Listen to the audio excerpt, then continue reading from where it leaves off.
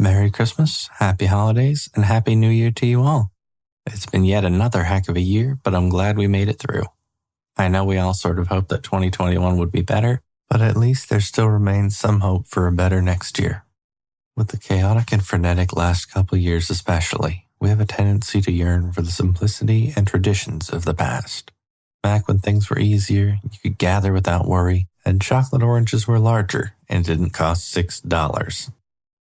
Christmas is the time of year when this nostalgia hits particularly hard, whether it be through the music of Bing Crosby, recitations of 'Twas the Night Before Christmas, or hanging up stockings so that Santa Claus, or somebody, could fill them up with goodies if you've been good or coal if you've been bad. But for me, the most fascinating Christmas tradition of all is the Christmas tree. Whether you're picking your own natural one and bringing it back to the house like a hunter displaying their prey, or hauling an artificial one out of the basement to save on having to go outside in the freezing cold, the Christmas tree tends to be a centerpiece of the household decorations during the month of December. At the very least, it was my house, resplendent with twinkling lights and decorations full of memories, either from when my brother and I were younger, or from even further back in my parents' childhood. That being said, this Yuletide tradition wasn't always the joyful, relaxing tradition it is today. In fact, if you were daring enough to try and put Christmas lights on your tree over 100 years ago, you not only were on red alert the entire time, but you had your oldest kid sitting right next to the tree, water bucket in hand. I'm Braden Thorvaldson, and this is What? Explain. Well, before we get to the kid with the bucket, let's get to why exactly we have a tree in our house this time of year in the first place. The timing of this celebration in many civilizations thousands of years ago was for one particular reason. This was near the winter solstice, the shortest day of the year, and the decking of their various halls with greenery, whether it be palm fronds or evergreen branches, shows the people's defiance in the face of darkness and the hopes that their fields will soon bear fruit again, that their harvests will be bountiful, and that the darkness will go away in time and make way for the light. Egyptians filled their houses with palm fronds at the winter solstice to celebrate the triumph of life over death, as the days would begin to get longer and the sun god Ra would grow stronger. Early Romans celebrated Saturnalia to honor Saturn, the god of agriculture, and decorated their homes with evergreen boughs, and the list goes on and on. However, the Christmas tree itself began in Germany in the 16th century, as many devout Christians brought in evergreen trees from the forest to be decorated in their homes. Martin Luther, creator of the Lutheran branch of Protestantism, was credited with having the idea to start putting lights on said tree all the way back in the 16th century. As the story goes, Luther was walking back home after giving a sermon when he was struck by the beauty of the stars in the night sky above. He tried to find the words to describe them, but simply felt it couldn't be done justice. So to try and describe it to his family, he ended up wiring candles to the Christmas evergreen in his house to show rather than tell, and this Christmas tradition continued on in various forms.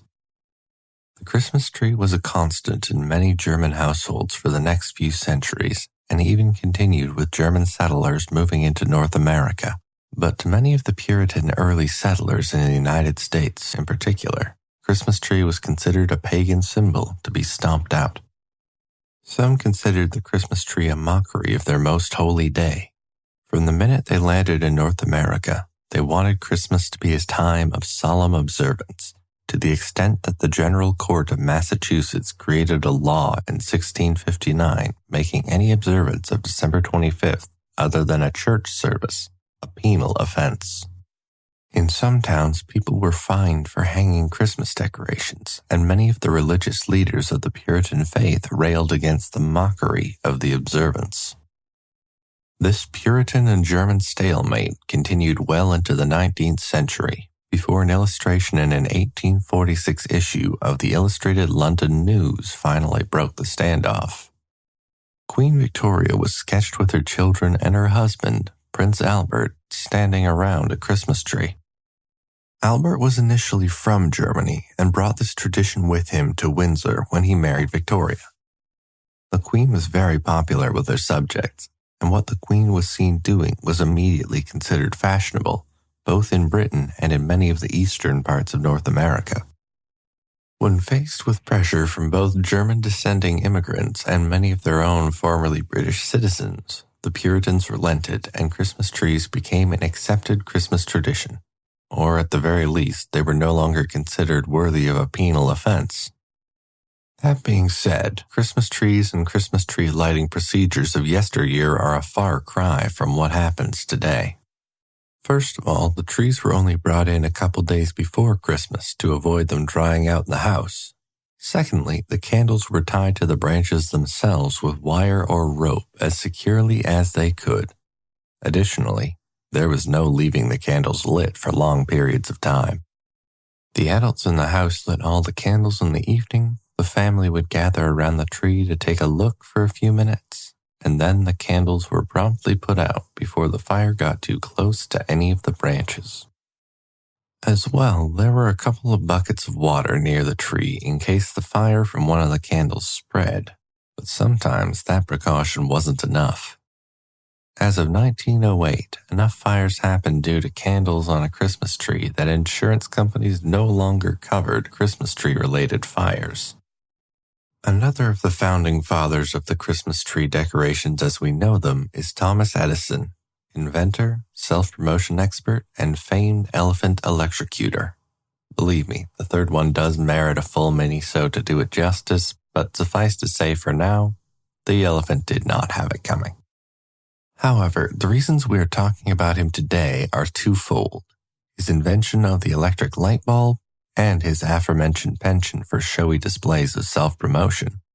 In October of 1879, Edison created the first incandescent light bulb, and by December of 1880, he had the process pretty well nailed down. Edison was looking for a way to both celebrate the Christmas season and, coincidentally, advertise his new invention. He managed to merge the two in the first electric Christmas light display over his laboratory in Menlo Park. Commuters on the nearby railway could look at the spectacle as they went to and from work, and once word got around about this electric light show, people came from miles away to see this display of Christmas-based technology. 2 years later, the first electrically lit Christmas tree was displayed in the home of Edward H. Johnson, a friend of Edison's, and most importantly, joint partner in the Edison Illumination Company, which sold light bulbs. Johnson hand-wired 80 red, white, and blue bulbs together to create this first-of-its-kind decoration, which was then promptly used as an advertisement for the Edison Illumination Company. Merry Christmas, indeed. But Christmas lights didn't become the ubiquitous part of the season for decades to come. In fact, when Christmas lights were first advertised, they were suggested to be rented rather than owned, as one string of Christmas lights cost about $12 in 1900 when they were first advertised, or about $342 today. As you may have gathered, just having one string of Christmas lights was enough for your family to be considered wealthy, so that's what they were for the first couple decades of their existence, a status symbol. It wasn't until 1925 that a string of Christmas lights became affordable for a very American reason. 15 companies that were individually making Christmas lights had a realization that if they all joined together, they could dominate the market. Thus, the Noma Electric Corporation was born, the world's largest Christmas light manufacturer and later famed inventor of the Christmas bubble light.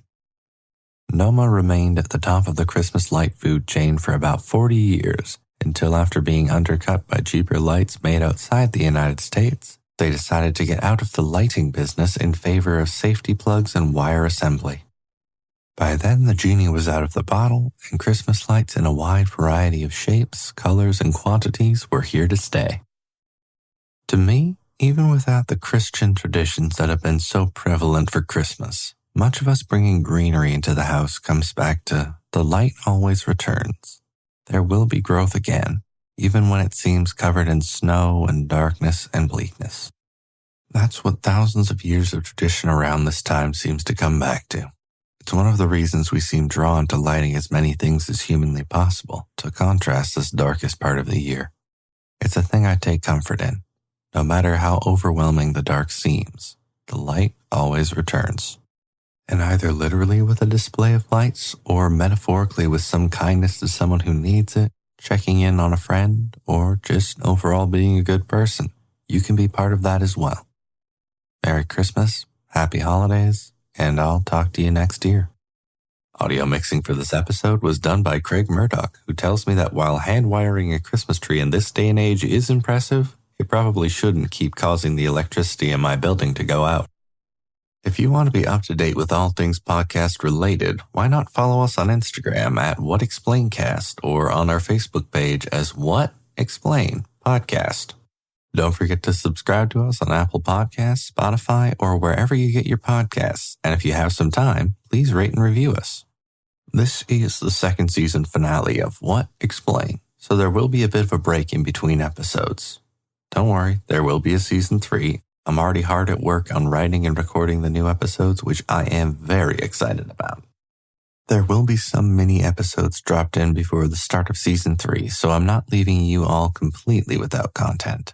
Thank you again for supporting the show, either by listening to it, sharing the episodes on social media, or even just telling other people about it. And I'm hoping to make your faith in the show worth it.